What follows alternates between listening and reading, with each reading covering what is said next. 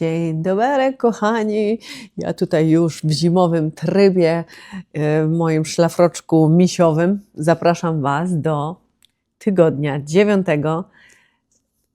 Prowadzę Was przez książkę Droga artysty według Julie Cameron. Ja się nazywam Sophie i dziś porozmawiamy o lęku i o konfrontacji i jak nauczyć się wreszcie nazywać rzeczy po imieniu, bo jest to właśnie moment, w którym mówi Julia, że trzeba się właśnie spojrzeć twarzą w twarz z tym lękiem. Zaprasza nas też w tym tygodniu do tego, abyśmy ze sobą troszkę łagodnie się obchodzili, może z większą czułością, nie z krytyką, nie z surowością, ale żeby spojrzeć na te swoje blokady nie jako dowód słabości, tylko jako ślad po takich ranach, które się właśnie się goją. W tym momencie, w tygodniu 9, jeśli byliście od początku, to mam nadzieję, że jesteśmy na tej samej stronie. Bo prawda jest taka, że nie jesteś leniwa i nie jesteś niezdolna, jesteś tylko zablokowana. No i teraz jak to odczarować? Bo blokada nie jest wcale końcem drogi, ale jeżeli ją zauważymy, to staje się ona takim znakiem, że coś w nas potrzebuje troski, a nie osądu. Więc zapraszam serdecznie. Ale miło jest w tym moim szlafroczku.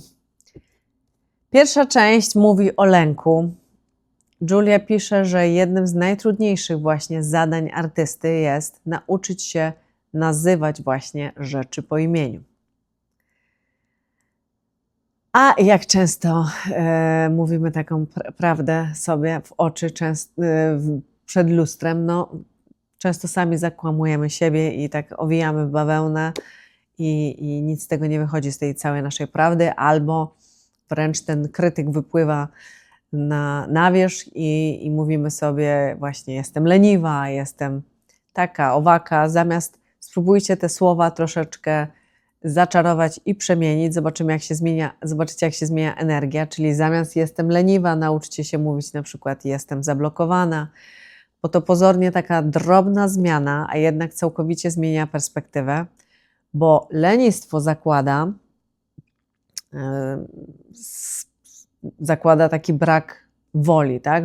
Że jesteśmy leniwi, bo nam się nie chce, czyli mamy słabą wolę i po prostu leżymy na kanapie, a blokada zakłada ból. I właśnie tam pod warstwą zastoju, braku motywacji czy odwlekania, takiej prokrastynacji kryje się właśnie rana, którą trzeba uzdrowić, a nie karać. A my często robimy kompletnie na odwrót.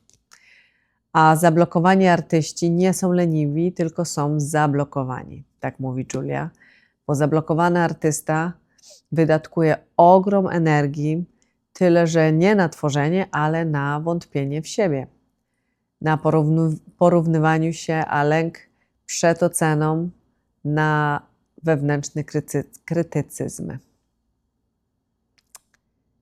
Tak, co ja teraz tu powiedziałam? Blablabla. I kiedy ta energia wreszcie się wypali, zaczyna się pustka. A Julia przypomina, że blokada to nie brak talentu, to wołanie o współczucie dla siebie, dla swojego wewnętrznego dziecka, które kiedyś usłyszało, że jest niewystarczająco dobre, albo ktoś inny jest lepszy, albo to, co robi, to już zostało dawno zrobione, więc po co tam tworzyć coś nowego, że się nie nadaje do czegoś i tak dalej, i tak dalej. Znamy to, prawda? Nie od dziś. Może byli tacy szczęśliwcy, którzy nie usłyszeli takich słów, no ale większość z nas jednak usłyszała. Przepraszam, będą kotki w tle. To się zdarza. Powróciłam późno do domu, no i nie poświęciłam im uwagi i właśnie się domagają. A wiecie, koty jak czegoś chcą, to bardzo głośno i wyraźnie artykułują. Także Część pierwsza, zapamiętajmy, z czułością, czyli znowu podchodzimy do siebie z taką delikatnością, nie batujemy się, znaczy biczujemy, batujemy. I ubrać się właśnie w taki kocyk, milusi, fajny, dać sobie ten czas. No, zwłaszcza teraz będzie zima, mam nadzieję krótka, ale może ten czas taki, ja lubię taki zimowy czas, bo tak mam wrażenie, że wtedy czas tak troszeczkę zwalnia i mamy więcej jednak czasu dla siebie, bo tam jednak od wiosny, zwłaszcza u mnie, do jesieni to się tak dużo dzieje, że nie mam kompletnie na nic czasu. No, tę zimę lubię, bo sobie nadrobię zaległości z czytania, może zacznę właśnie sobie, stworzę jakiś kolejny projekt, jakieś warsztaty może zorganizuję. Zobaczymy, co się urodzi. Ale już na pewno do siebie nie podchodzę, nie mówię do siebie tak jak kiedyś. Czyli tak jak kiedyś my byliśmy nękani psychicznie przez, nie wiem, społeczeństwo, przez rodziców, przez nauczycieli i znajomych, tam dzieciaki inne na osiedlu, to nie znaczy, że mamy być tacy dla siebie, bo ja bym chciała bardzo, żebyście tak sobie byli dla siebie swoim najlepszym przyjacielem i byli swoim największym fanem i podchodzili z taką miłością do siebie. I próbujcie się łapać na tych momentach, kiedy jeszcze w głosach źle o sobie mówicie, i szybciutko łapać te głosiczki i tam je zamieść i zamieniać na inne. Część druga, entuzjazm. Uwielbiam entuzjazm, uwielbiam być taka właśnie podekscytowana, bo to jest jedna z moich ulubionych emocji. Właśnie jadę na wakacje jutro i jestem bardzo podekscytowana. A w tym procesie twórczym entuzjazm jest bardziej potrzebny niż dyscyplina, bo on jest prawdziwym takim paliwem artysty, takie, wiecie, że nam się chce. A gdy działasz z entuzjazmem, nie zmuszasz się, tylko płyniesz. Bo to entuzjazm, a nie dyscyplina jest siłą napędową sztuki, jak mówi Julia. A entuzjazm to zaufanie. To decyzja, że robisz coś nie dlatego, że musisz, że z tego są pieniądze, że coś gwarantuje sukces, ale dlatego, że sprawia, że serce ci szybciej bije, że masz taką radość, taki zacież na łzi i że czujesz życie, czujesz się prawdziwy, jak jesteś taki podekscytowany i z entuzjazmem działasz. Julia mówi, że wielu artystów zaczyna od entuzjazmu, ale z czasem pozwala, by przejęła kontrolę analiza. Perfekcjonizm, strach przed błędem, lęk przed oceną. Wszystko to gasi właśnie nasz ogień, czyli ten entuzjazm. Czy tak nie jest? Dlatego tak ważne jest, żeby wracać do źródła w kółko, żeby jednak łapać na tych momentach, żeby nie pozwolić, żeby ten entuzjazm nasz w nas zgasł, żeby ten ogień cały czas płonął. I do tego momentu, w którym tworzyłaś z taką ciekawością, wiecie, z taką dziecięcą radością, a nie z tej ambicji, tak, gdzie tu ego nam tutaj pulsuje. Nie chodzi o to, by tworzyć idealnie, perfekcyjnie, wiecie, tylko żeby tworzyć jak zwykle z radością. A wiemy wszyscy, że ta radość według skali Hawkinsa i wielu innych jest na samym szczycie, wiecie o tym, nawet wyżej od miłości, jakich innych emocji. Więc cały czas chodzi o tą radość, żeby wykrzesać radość, cokolwiek robimy, ma to nam przynieść taką dziecięcą radość, taki uśmiech dla uśmiechu, a nie analizy. Część trzecia, twórcze odwroty. I to jest taki bardzo delikatny temat, ale bardzo ważny, bo Julia Cameron nazywa twórczym odwrotem moment, w którym artysta ucieka.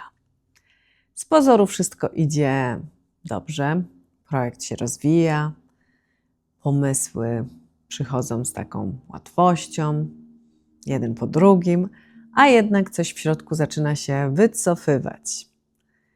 I może to być takie nagle, takie zwątpienie, zniechęcenie, takie przekonanie, że to jednak nie ma sensu. No kto tak nie miał?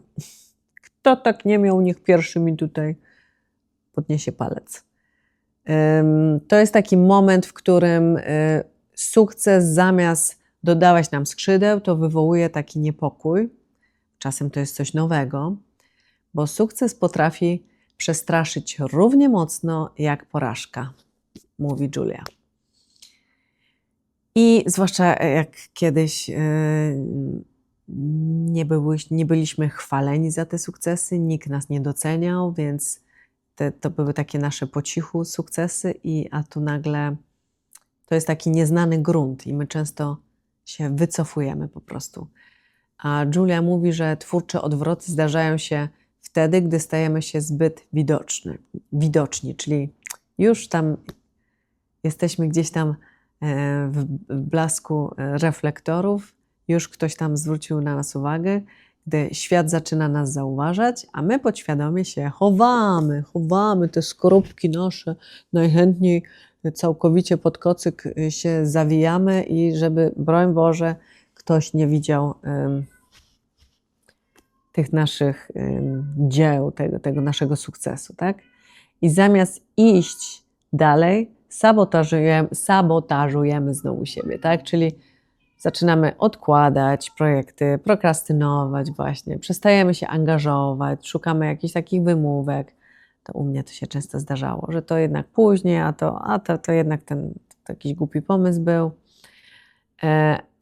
A ona mówi stop i tutaj właśnie zatrzymujemy się z zapytaniem, czego się boję, czego ja naprawdę się boję, że mogę naprawdę osiągnąć. Czyli usiąść i zapytać siebie, dlaczego się boję tego sukcesu. Następna część, przedzieranie się przez blokady. Czyli aby przejść przez blokady, potrzebne są 3 rzeczy.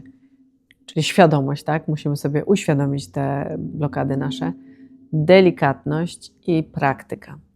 Julia pisze, że zablokowany artysta nie potrafi zacząć od małych kroków i zamiast robić coś drobnego, to on od razu chce stworzyć arcydzieło. No to znowu był mój właśnie taki przykład.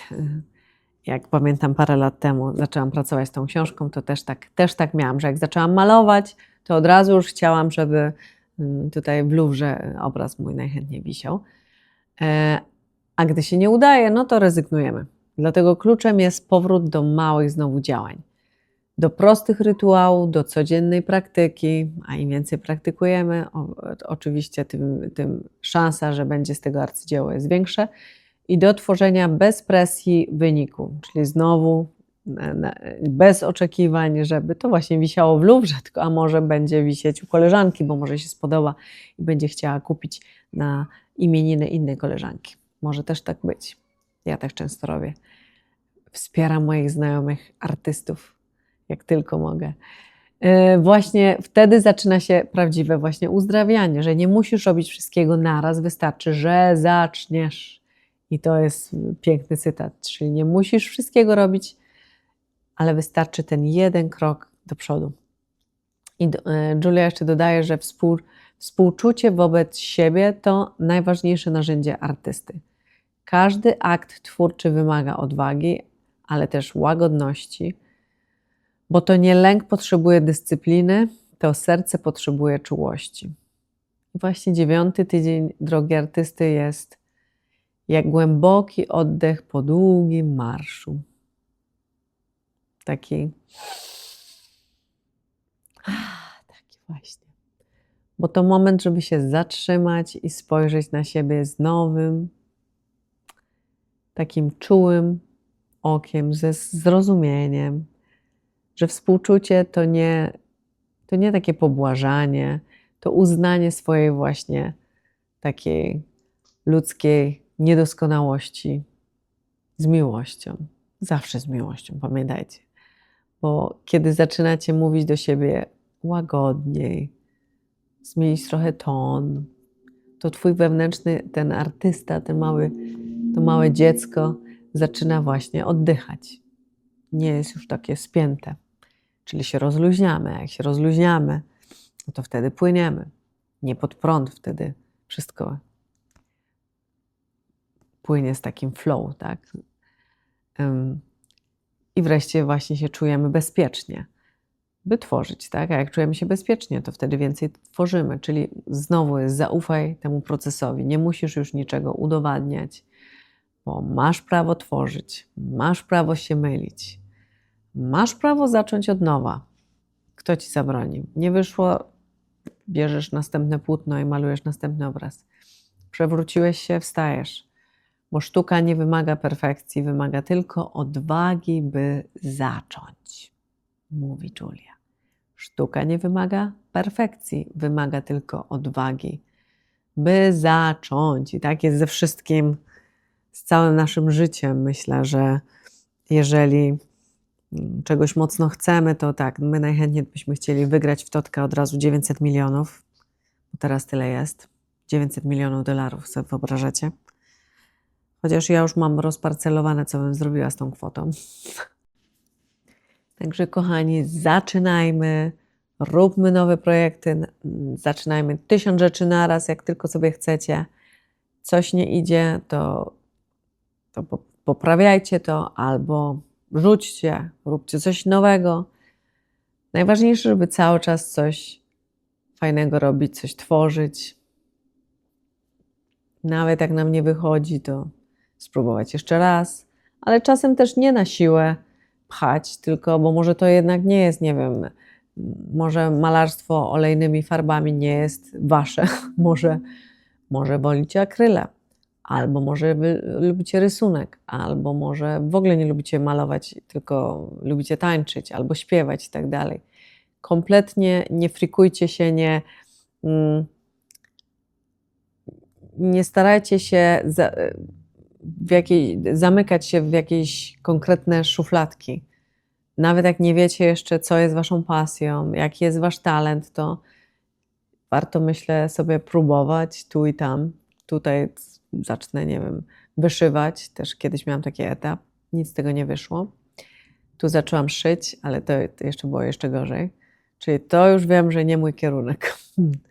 Ale na przykład, nie wiem, może chcecie spróbować aranżacji kwiatów, bo zawsze lubiliście może jakieś florystyczne tutaj akcenty. Może zaczniecie pisać, może zaczniecie, może lubicie, nie wiem, ubiór, fashion, może chcecie być stylistką mody. Wszędzie to jest wszystko sztuka. Często cały czas zapominamy, że myślicie, że bycie artystą to jest tylko malowanie obrazów, czy śpiewanie, czy pisanie muzyki, a tak naprawdę jest mnóstwo dziedzin, które jeszcze są do odkrycia, które gdzieś tam drzemią na dnie i warto odgrzebać i po prostu zacząć, cokolwiek by to nie było. Małe kroczki. Zaczynamy. Mówimy do siebie z czułością, tak? Z miłością, czułością i idziemy dalej. Za tydzień będzie odcinek już 10, może nagram nawet z moich wakacji, ale nie obiecuję. No i potem jeszcze 2 tygodnie i finito. Może zrobię jakiegoś live'a na końcu. A póki co, dziękuję Wam, że ze mną byliście. Mam nadzieję, że nie było za chaotycznie i zapraszam Was też oczywiście do lajkowania, subskrybowania i włączenia powiadomień, a także do odwiedzenia mnie na moich social mediach, bo tam się więcej dzieje. Holistyka Studio na Instagramie. Buziaki i do zobaczenia. Pa, pa.